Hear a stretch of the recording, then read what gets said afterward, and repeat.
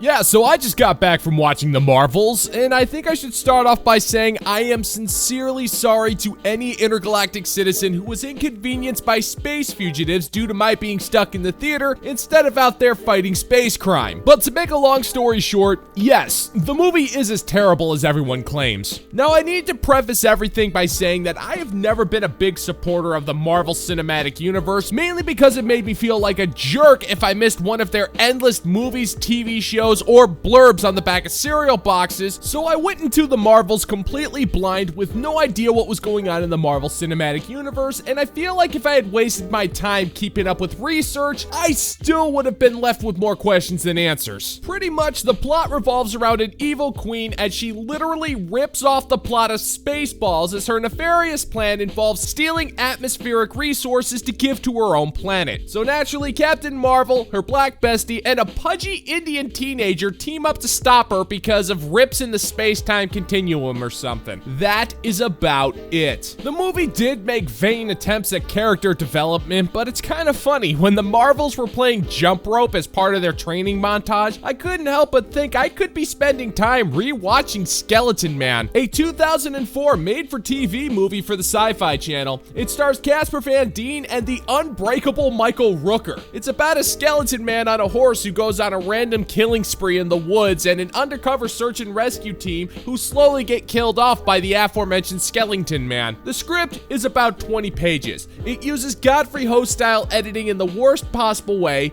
It reeks of reshoots. The movie features a sniper rifle which can only be described as impossible. The dialogue is awful and clearly improvised the entire time. It steals lines from better movies. If it breathes, I can kill it. It's borderline racist, and though I can't prove it, I'm fairly certain that this movie broke the unbreakable Michael Rooker, who is by far and away one of the most professional actors of all time. And I won't lie, if I ever had the chance to have a light brunch with Casper Van Dien or Michael Rooker, a majority of my questions would be about this movie. On a completely different side note, if anybody has access to Michael Rooker, will you please drop my name to see if he'd be interested in a light brunch? Thank you, future certified gent. With all that being said, Skeleton Man is a far superior movie to the Marvels. And to be honest, I don't think anybody can really be surprised at this point. The Marvel Cinematic Universe is like that one guy who refuses to leave your house after a party. It's clearly outstayed its welcome after the conclusion of Endgame and has been on life support ever since, and it's just hemorrhaging money and pushing a political agenda right in our faces. And to add insult to injury, they never pass up an opportunity to ruthlessly emasculate Samuel L. Jackson, one of the biggest badasses of the 1990s. But at this point, who's more to blame? Disney or the man who keeps cashing their paychecks? I don't know. But what I do know is when Nick Fury is using an army of hentai cats to eat an entire space station's worth of science people, I found myself wishing that I was watching Operation Delta Force 2, a 1997 made-for-TV movie about a special operations force which goes into enemy territories and causes international incidents. The characters are all the same.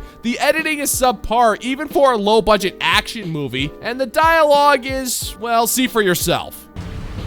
Man, if that was my dad on that sub, I'd have a tough time focusing. And though I will admit, it's unfair to compare a pro-feminist superhero propaganda movie against a Dale Dye movie from 1997, but this one action sequence is by far and away more entertaining than any of the fight sequences that the Marvels had to offer with their army of Korean computer animator slaves. So did this movie do anything right? Well, yeah, it's the first Marvel movie I've seen that clocks in less than 2 hours. I mean, that's gotta be a good thing, right? But I can't think of anything redeemable about this movie because it left me more confused than entertained. Like the humanoid race of people who communicate entirely through song. I didn't know if this was an essential plot point from previous Captain Marvel movies that I didn't bother watching, or if it was being played for laughs and it gave Brie Larson a chance to sing with some Asian dude. I guess it was supposed to be funny, but all it made me wish for was another viewing of Pressure Point, a 1997 low-budget spy thriller where the main character beats up 3 townies with a 6-pack of Diet Coke. This one scene is better than the entire runtime of The Marvels. There really isn't much more to talk about The Marvels. It's just a big dumb, boring Marvel movie. In fact, I have more to say about the first Captain Marvel movie than anything else, but that would require its own video and a lot more time. What do you think, gentlemen and gents? Do you think the internet is ready for an in-depth analysis of the Captain Marvel movie? I'll do it. Take that as a threat if you want, but I'm totally willing to. Let me know in the comment section down below. And that's gonna do it for this video, gentlemen and gents. If you find these videos bringing you to the brink of laughter, then scroll on down and click that like and subscribe button and ring the notification bell. Let's give the good old-fashioned middle finger to the YouTube algorithm, why don't we? Thank you for checking out the new videos, and until next time, peace out, homies.